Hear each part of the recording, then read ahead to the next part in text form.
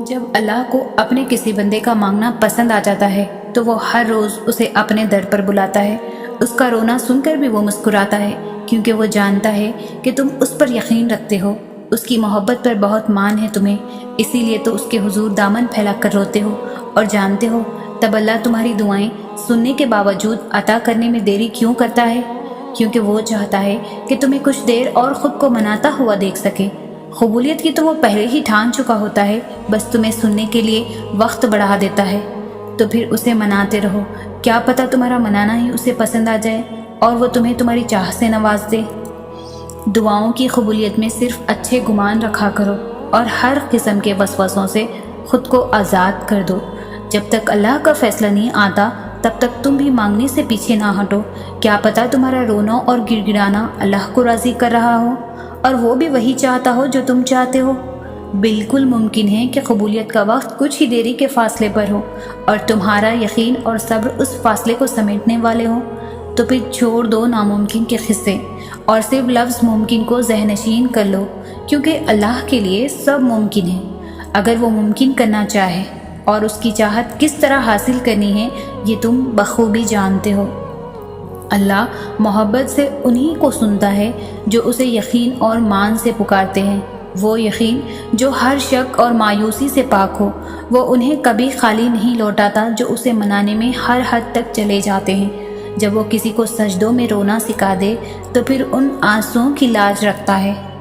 جب وہ کسی بندے کو تہجد تک لاتا ہے تو اس پر ہر سفر آسان فرما دیتا ہے، اور پھر ہر وہ کام جو ناممکن نظر آئے اس کے کن سے مکمل کر دیا جاتا ہے۔ جو ہو گیا اس میں بھی آپ کی بہتری تھی، اور جو نہیں ہو سکا اس میں بھی آپ کی بہتری ہے، کیونکہ وہ جس کی مرضی کے مطابق ہوا ہے وہ دنیا کا سب سے ٹیلنٹڈ رائٹر ہے، اور اس کی رضا سے ہونے والا کوئی بھی واقعہ، کوئی بھی حادثہ کبھی بھی برا نہیں ہو سکتا، اور اللہ بہترین منصوبہ ساز ہے۔ اور اللہ تمہیں اس چیز سے آزماتا ہے جس کے ملنے کا تمہیں پختہ ایمان ہوتا ہے، اور تب تمہاری اللہ سے محبت کا اصل امتحان ہوتا ہے کہ تم آزمائش سے تنگ آ کر اللہ پر سے اپنا ایمان توڑ دیتے ہو، یا اس آزمائش سے گزرنے کے لیے اللہ پر سے اپنا ایمان مزید مضبوط کر لیتے ہو۔ اور تم جان لو وہ آزمائش انہی کی لیتا ہے جن سے وہ بے پناہ محبت کرتا ہے۔ دعائیں تو سب کی قبول ہو جاتی ہیں، پر خاص دعاؤں کی قبولیت کا راز تو اللہ نے سجدے میں چھپا رکھا ہے، اور سجدے تک ہر ایک کو رسائی حاصل نہیں ہو جاتی۔ اس مقام تک تو صرف وہی لوگ آتے ہیں جن کی دعاؤں کو اللہ نے نئے سرے سے ان کی پسندیدہ انداز میں قبول کرنا ہوتا ہے۔ اللہ کی عطا کے خزانے تو بے شمار ہے، اور وہ تو بن مانگے بھی نواز دیتا ہے، پر سجدے کی لذت سے کسی کسی کو آشنا کرتا ہے، اور جب کوئی سجدے میں گر کر اپنا آپ اللہ کو سونپ دیتا ہے تو پھر اللہ کے لیے کافی ہو جاتا ہے، اللہ اس کے لیے کافی ہو جاتا ہے، اور اس کا کافی ہو جانا جانتے ہو کیسا ہے؟ تمہاری راہ میں آئی رکاوٹوں کی ہر چٹان کو وہ لمحوں میں گرا دیتا ہے، تمہارے چاہنے سے پہلے ہی تمہاری چاہ کو تمہارا مقدر بنا دیتا ہے، تمہاری دعا میں ہاتھ اٹھنے سے پہلے ہی دعاؤں کو قبول فرما لیتا ہے، تمہارے دکھ درد تکلیفیں وہ پہلے سجدے میں ہی سمیٹ لیتا ہے، اور تم پر اپنی رحمت کی چادر چڑھا دیتا ہے۔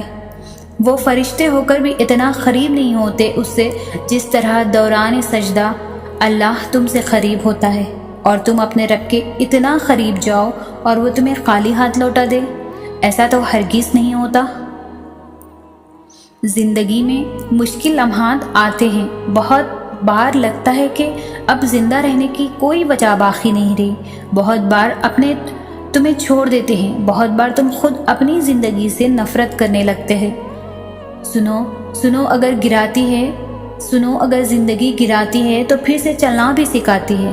اگر تم زندہ ہو تو تمہاری زندگی میں بہتری کی امید باقی ہے، سو تنہا گر کر تمہیں زندگی لگے تو خدا کو تلاش کرنا، اور پھر تلاش کر کے دیکھنا خدا تمہاری بیکار زندگی کو کیسے سنوار دیتا ہے۔ جان لو آزمائشیں وقتی ہوتی ہے، جتنی جلدی آزمائش سے مایوس ہونے کے بجائے رب سے لگن لگا لی اتنی جلدی آزمائش دستبردار بھی ہو جائے گی۔ ایک بات ہمیشہ یاد رکھو، ہزاروں مسائل کا ایک حل ہے، وہ ہے توکل۔ جہاں توکل ہو نا وہاں شکوے نہیں ہوتے، جہاں توکل ہو وہاں دل کبھی بے سکون نہیں ہوتا۔ اگر پھر بھی لگتا ہے کہ ہمت باقی نہیں، اب تو جان لو وقت آزمائش اب ختم ہونے کو ہے۔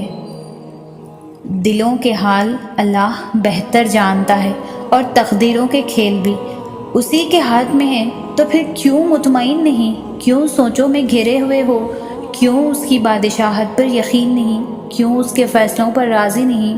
جب اللہ جانتا ہے کس وقت کیا بہتر ہے، پھر دل میں وسوسوں کا سوال ہی نہیں پیدا ہونا چاہیے۔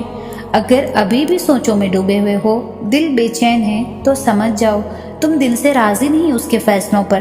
صرف زبان سے کہہ دینا توکل نہیں ہوتا، بلکہ زبان کے اخراج سے پہلے دل سے راضی ہونا توکل ہوتا ہے۔ قرآن انسان کی پوری زندگی بدل سکتا ہے، لیکن اس کے لیے شرط بھی یہی ہے کہ اسے ساری زندگی پڑھا جائے۔ سالوں بعد، ہفتوں بعد یا پھر مہینوں بعد ایک دن اسے پڑھ لینے سے زندگی اچانک سے نہیں بدل سکتی۔ آپ کو اسے روز پڑھنا ہے۔ جیسے آپ کسی تھراپسٹ کے پاس تھراپی کے لیے جاتے ہیں تو صرف ایک سیشن سے آپ کو اتنی تسکین نہیں ملتی، اس لیے آپ تک سب سیشنز لیتے رہتے ہیں جب تک آپ کو سارے جوابات نہیں مل جاتے۔ جب ایک انسان آپ کو مطمئن کر سکتا ہے تو پھر سوچیں اللہ کیا کچھ کر سکتا ہے۔ جتنا وقت آپ دنیا کے تھراپسٹ کو دیتے ہیں نا، اس سے آدھا وقت اللہ کو دے کر دیکھیں۔ اللہ کے ساتھ روز 20 منٹ کا ایک سیشن لگا کر دیکھیں۔ آپ کی زندگی خود بخود کیسے پلٹ جائے گی آپ کو بھی علم نہیں ہوگا۔ قرآن نہ صرف آپ کے حالات بدل دے گا بلکہ آپ کو بھی بدل دے گا، اتنا کہ آپ اللہ سے اور اللہ آپ سے محبت کرنے لگے گا۔ آپ ایک ایک آیت کر کے قرآن کو پڑھتے جائیں، آپ ایک ایک کر کے آپ کے لیے اللہ ایک ایک کر کے آپ کے لیے اپنی مدد کے دروازے کھولتا جائے گا۔ جس اللہ نے آپ پر قرآن نازل فرمایا وہ آپ کو ایک اچھے انجام تک پہنچا کر رہے گا۔ جو راستے اللہ تعالیٰ سے جڑ جاتے ہیں وہ بہترین ہو جاتے ہیں۔ اللہ تعالیٰ کی طرف جانے والا ہر راستہ دل کو سکون بخشتا ہے۔ ایسے محسوس ہوتا ہے اکیلے ہونے کے باوجود بھی کوئی ساتھ ہے۔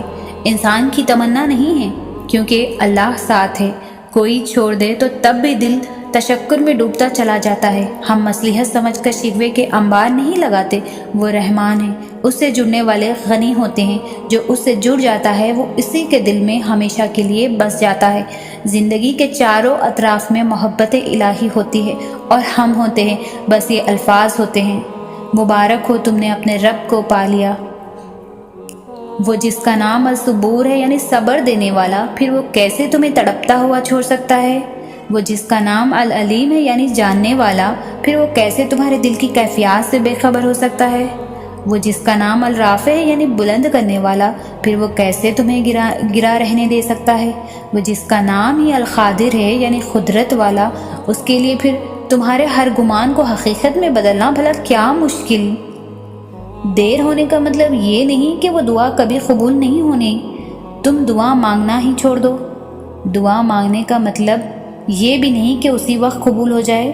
ہاں بلا شک کچھ دعائیں منہ سے نکلتے ہی ساتھ ہی قبول ہو جاتی ہے، تو جن میں دیر کرتا ہے نا اللہ، ان میں صرف وہ تمہارا امتحان لیتا ہے، تمہارا صبر آزماتا ہے، تمہارا یقین آزماتا ہے کہ کیا میرے بندے کو مجھ پر ابھی بھی یقین ہے؟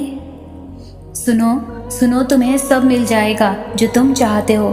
تمہارا تہجد میں اللہ کے سامنے گڑ گڑانا کبھی بھی ضائع نہیں جائے گا۔ اللہ تو ہر دعا پوری کرتا ہے، اور جو تہجد میں مانگی جائے اس دعا کا تو مقام ہی بہت ہے۔ مایوس نہ ہوا کرو، اللہ تمہیں بہت قریب سے دیکھ رہا ہے، وہ جانتا ہے کون سی اذیت تمہیں توڑ رہی ہے۔ یقین جانو یہ تمہیں جوڑ رہا ہے۔ اللہ تمہاری دعا، تمہاری چاہت جلد ہی تمہیں لوٹا دے گا۔